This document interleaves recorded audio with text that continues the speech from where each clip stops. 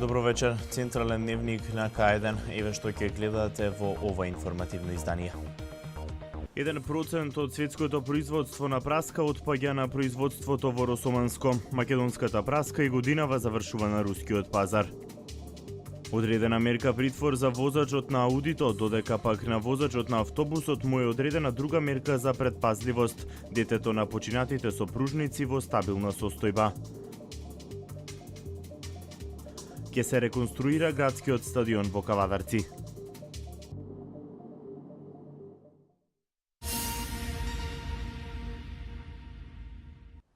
Локализиран пожарот во Гоцевата шума кај Неготино, информираат од територијалната противпожарна единица. Трева, меги, лозови насади, но и дел од шумата се изгорени. Пожарот избувнал вчера околу 16 часот. Локализиран пожарот во Гоцевата шума кај Неготино, информираат од регионалниот центар за управување со кризи. Трева, меги, лозови насади, но и дел од шумата се изгорени. Пожарот избувнал вчера околу 16 часот. На терен со 3 возила гаснеа 8 пожарникари од Неготино, една цистерна и 13 работници од подружницата на Македонски шуми од Демиркапија со едно возило. Територијалната противпожарна единица од Неготино извести дека во текот на вчерашниот ден појавен е пожар на отворен простор при што е зафатена поголема површина на сува трева, како и дел од така наречената Гоцева шума во правец кон автопатот Неготино-Демиркапија. Синоќа околу 19 часот и 30 минути во село Дреново во пожар изгореа 7 хектари сува трева и дабова шума. Пожарот во текот на ноќта е ставен под контрола, информираат од регионалниот центар за управување со кризи. Во текот на вчерашниот ден, околу 19:30 часот, појавен е пожар на отворен простор во атарот на село Дреново, место викано на Ковална. Во текот на изминатата година на територијата на општина Велес и околината, противпожарната единица интервенирала во гаснење на околу 150 пожари, каде причина бил човечки фактор.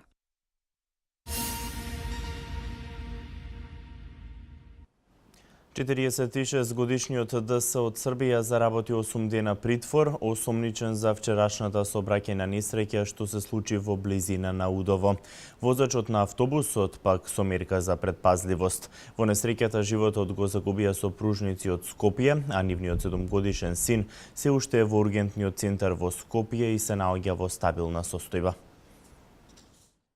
8 дена притвор за 46 годишниот ДС од Србија поднесе основното јавно обвинителство Гевгелија, осомничен за вчерашната сообраќајна несреќа што се случи во близина на Удово. Надлежниот обвинител до Основниот суд во Гевгелија достави предлог за определување мерка притвор за возачот на Ауди, додека за 60 годишниот ГВ македонски државјанин се предложени други мерки за предпазливост. Двајцата осомничени се сослушани од страна на надлежен обвинител, а со анализа на доказите треба да се утврди точната одговорност за предизвикување на сообраќајната несреќа. Инаку несреќата се случи вчера утро на магистралниот пат Удово-Демиркапија, кај местноста Света Петка, кога се судрија марка Ауди А4 со германски регистарски таблички и автобус на Струмица Експрес и автомобил марка Фиат Сејченто со скопски регистарски таблички. Во сообраќајната несреќа животот го загубија 41 годишниот НП од Скопје и неговата сопруга 32 годишната БП исто така од Скопје. По несреќата нивниот 7-годишен син е пренесен на ургентен, каде се наоѓа во стабилна состојба.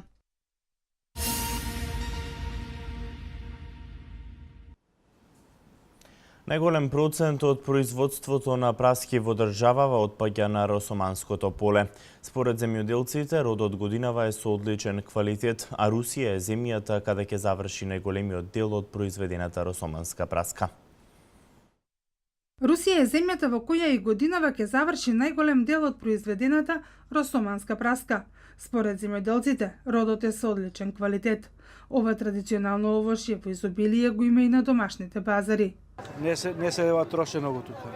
Нема многу туристи, не се движат или? Нема, тешко нема. Туристи ни наши. не оде работа. А цената? Цената таа е 20 денара. 20 до како има квалитетот на праската. Има втора класа што ни Има и по 20 денара. Да. Најголем процент од производството на праска во Македонија отпаѓа на Росоманското поле. Овој производ бара брз пласман до потрошувачите и затоа инвестициите во инфраструктурата значат олеснување за производителите.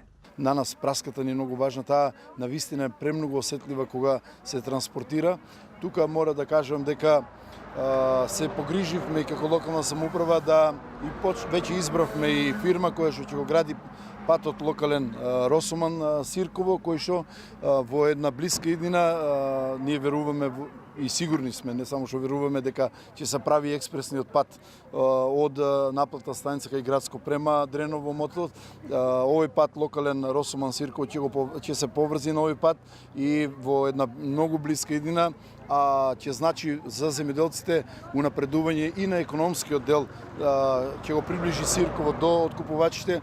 До сега откупните пунктови се правеа само во Росоман, зошто не би се правеле и во Сирково? А дека праската значи живот за росоманци, говори податокот дека 1% од светското производство отпаѓа токму на производството на праски во Росоман. Тука функционираат 20 ладилници, една фабрика за производство на пира од праски, а се очекува до година праската што нема да се продаде на странските и домашните пазари да заврши во конзервната индустрија Скок Трейд.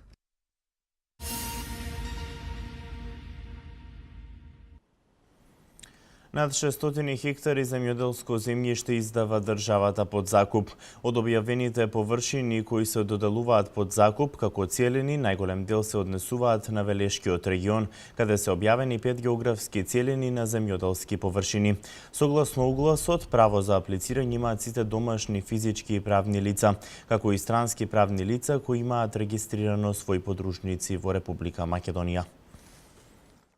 Над 600 хектари земјоделско земјиште за нови инвестиции и работни места издава државата под закуп. Земјиштето се наоѓа во Струмичкиот, Велешкиот, Ресенскиот и Радовишкиот регион, а представува можност за нови инвестиции во земјоделскиот сектор, но и зголемување на земјоделското производство во државата. Од објавените површини кои се доделуваат под закуп како целини, најголем дел се однесуваат на Велешкиот регион, каде се објавени 5 географски целини на земјоделски површини. Согласно огласот, правот на аплицирање имаат сите домашни физички и правни лица, како и странски правни лица кои имаат регистрирано своји подружници во Република Македонија. Владата континуирано спроведува активности кои што значат доделување на слободното земјоделско земјиште на земјоделците. Во досегашниот период имаме реализирано поголем број на огласи кои што се однесуваат на индивидуалните земјоделци со цел обезбедување на нивната лична или пак семејна екзистенција, а паралелно со тоа работиме на обезбедување можности и за покрупните субјекти од земјоделскиот сектор. Таков и овој оглас кој што приоритетно може да биде предмет на интерес на земјоделските компании, односно на оние деловни субјекти од земјоделството кои што имаат поголем капацитет, потенцијал, бизнис план, идеја за инвестиции кои што ќе значат проширување на нивниот обем на производство на поголеми површини, производство со поголем квалитет на она што се произведува на тоа земјоделско земјиште со цел обезбедување на нивна поголема профитабилност, а се разбира и обезбедување на нови работни места. Оние кои ќе добијат земјоделско земјиште ќе може да го користат во период од 15 години, доколку го користат земјиштето како ливада, 20 години доколку станува збор за рибник, 30 години доколку одгледуваат долгогодишни насади, оранжериско производство или пак за рурален туризам и до 70 години на корист доколку се одлучат да одгледуваат лешници. Бидејќи станува збор за површини поголеми од 3 хектари, заинтересираните земјоделци и компании ќе мора да приложат бизнис план, да ги предвидат инвестициите на различните географски целини на земјиштето во наредните 4 години, кои согласно условите во законот се со различна висина, која се движи од 100.000 евра до 2,5 милиони евра. Во Велешко се предвидува на различните географски целини да се инвестира во објекти за примерна обработка на земјоделски производи, како и изградба на винарија.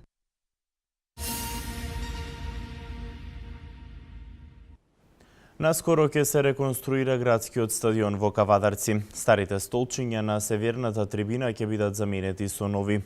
Паралелно се работи и на обнова на урнатиот зид. Реализацијата на овој проект општината ќе чини 850.000 денари. Разрушените нефункционални трибини и урнатиот зид на градскиот стадион во Кавадарци ќе добијат ново лице. Имено неодамна беше објавен тендер за набавка на градежни работи за реконструкција на градскиот стадион. Општината процени дека вредноста на истиот би била околу 850.000 денари. Во тек е и тендерот за реконструкција на трибините на градскиот стадион, како и зидање, односно враќање на поднатиот зид на градскиот стадион. А патем речено, кога сме кај фудбалот, еве ексклузивно да најавам дека ГФК Тиквеш, со едно друго име во наредните 6 месеци, ќе се такмичи во втората лига, фудбалска лига, и покрај договорите и формалностите кои што ги завршивме со ФК Љубенци, во тек се мои интензивни преговори со одредени финансиери и се надевам дека во овој и натамошниот период дека ќе успеам да договорам со бизнис секторот, со Дрекслмајер. Надпреварувањето во повисок ранг значи и многу повеќе финансиски средства. Градоначалникот Панов се надева дека ќе обезбедат околу 2 до 3 милиони денари со помош на бизнис секторот за поддршка на Кавадаречкиот фудбалски клуб кој ќе игра во втората македонска лига. Во текот на првиот ребаланс ќе предложам уште дополнителен 1 милион за ГФК Тиквеш, меѓутоа се надевам дека ќе обезбедам уште 2 до 3 милиона денари финансии кои што заедно со бизнис секторот и надворешни финансиери ќе ги обезбедиме за стабилност на клубот во втора фудбалска лига. Секако тука следи и тренер со А лиценца, меѓутоа ќе следат и купување и привлекување на некои од играчи кои што на времето избега од Кавадарци да се вратат назад, па и купување на туџи играчи. Влегувањето на Кавадаречкиот фудбалски клуб во втората македонска лига, кој до полусезоната ќе го носи името Љубенци, е уште еден повод за реконструкција на градскиот стадион. Старите столчиња на северната трибина ќе бидат заменети со нови, а исто така ќе се реконструира и урнатиот зид на градскиот стадион во Кавадарци. Градскиот стадион, кој во неделните спортски попладниња знаеше да собере и по 5000 граѓани, навивачи, љубители на најважната споредна работа во светот фудбалот, наскоро ќе заживее и ќе овозможи нови фудбалски доживувања.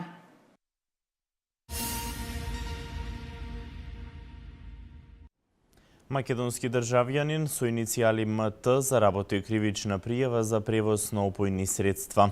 Имено на 24 јули лицето се пријавило за излез од Македонија на граничниот премин Дојран. При претресот царинските служби пронашле 35 пакетчиња со непозната зелена растителна материја. Деталите ги има Катерина Нацева.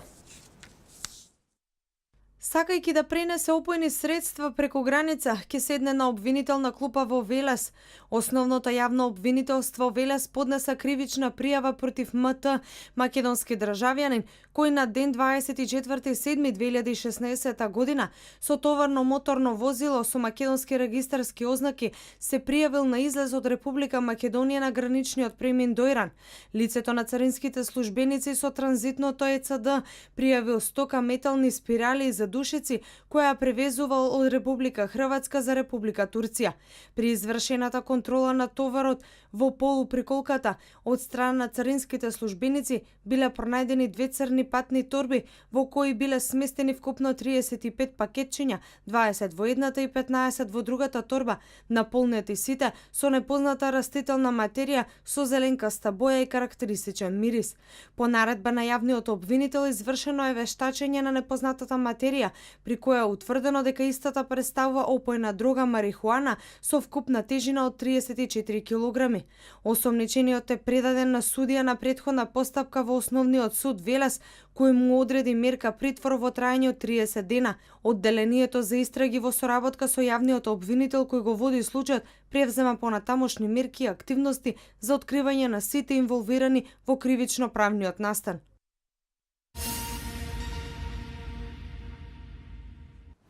Вложувањето во инфраструктурата во руралните средини е основна алка со која македонските убавини можат да им се привлечат на странските туристи. Реконструкцијата на патниот правец кон село Орел, Свети Николско, можност за ова село да се впише на мапата во атрактивни локации за одмор и релаксација. Зголемениот број на туристи во земјава отвара нови можности за развивање на селскиот туризам. Вложувањето во инфраструктурата во руралните средини е основната алка која оди во насока на домашните и странските туристи да им се приближи убавината на македонското село. Реконструкцијата на патниот правец кон село Орел, Свети Николско е можност и ова село да се впише во мапата на атрактивни локации за одмор и рекреација. Село Орел му се дава една нова живост, бидејќи многу подобро ќе биде комуникацијски поврзано. Таму направивме и бушотини за вода, најдовме и вода во село Орел. Сега ќе одиме со изработка на проектна документација за селскиот водовод, знаејќи ја експозицијата на ова село и условите за рурален туризам, значи можеме да кажеме дека сме на вистинскиот пат. Покрај убавините и традиционалната храна која што од нива директно може да се сервира на трпеза, го прави ова село уште поатрактивно. За подобрување на туризмот отворени се и јавни повици за невработените, каде може да добијат обука за туристички водич.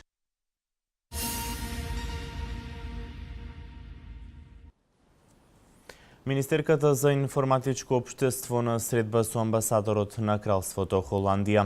Цената на пченицата оваа година се движи во зависност од квалитетот и изнесува од 6 до 9,5 денари. Вестите од Македонија.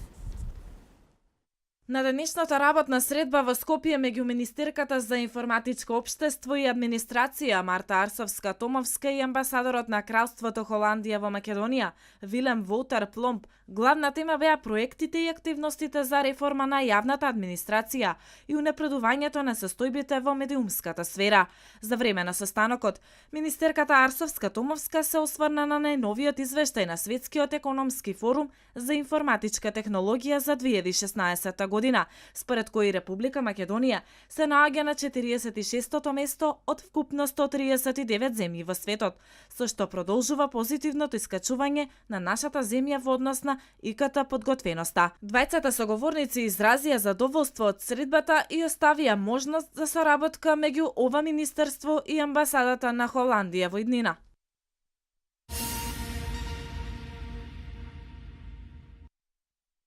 Жетвата на пченицата привршува. Годинава се очекуваат 3850 килограми по хектар пченица. Во зависност од квалитетот ќе се движи и цената. Во просек таа изнесува од 8 до 8,5 денари. Според председателот на Асоциацијата на земјоделци Ефтим Шаклев, дел од земјоделците се задоволни, а дел не се. Додека според председателот на Сојузот на земјоделци на Македонија, Велјо Тантаров, мелничарите купија исклучително ефтина пченица, поради што треба да ја намалат цената на брашното и лебот.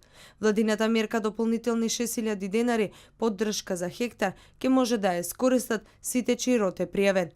Втората мерка пак складирање на вишокот лебно жито во силосите во Прилеп и Жито Вардар со 80% државна поддршка се очекува да ја искористат поголемите производители, финансиски помокните, кои ќе може да го одложат продавањето и да чекаат повисока цена.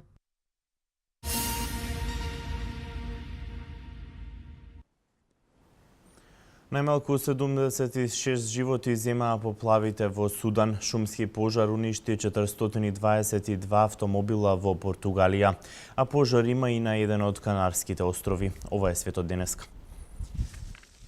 Пожар уништи околу 1000 хектари земја и предизвика евакуација на најмалку 700 луѓе на шпанскиот остров Палма од групата на Канарските острови, јави ТАС. Пожарот се уште не е угаснат, а според последните податоци во пожарот загина и еден пожарникар. Во борбата со пожарот учествуваат околу 100 лица со помош на хеликоптери и авиони. Локалната полиција соопшти дека е приведен 27 годишен германец, осомничен за предизвикување на пожарот.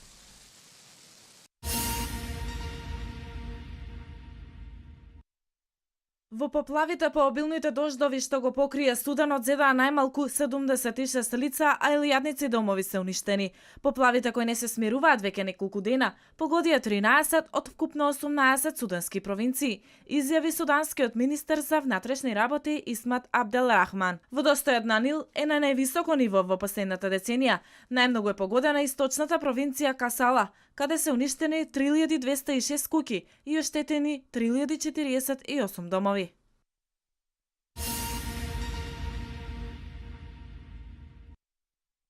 Шумски пожар уништи 422 автомобили на паркингот на португалскиот музички фестивал под отворено небо Андансаш, пренесува БТА. Полицијата потоа изврши увид на местото, а се уште трае проценката на штетите кои што се очекува да бидат прилично високи. Музичарот Педро Мештра изјави пред репортерите од ТВИ дека возилата експлодирале едно по едно, додека стихијата беснеела на паркингот. Властите соопштуваат дека нема настрадани во пожарот. Тоа се должи на навремената евакуација на околу 4000 лица присутни на фестивалот во округот Порт Алегри.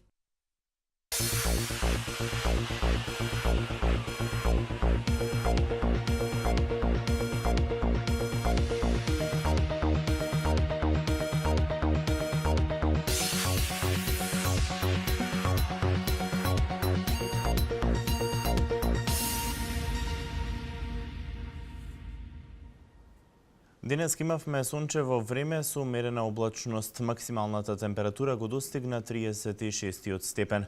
Какво време не очекува во следните денови дознаваме од деталната временска прогноза.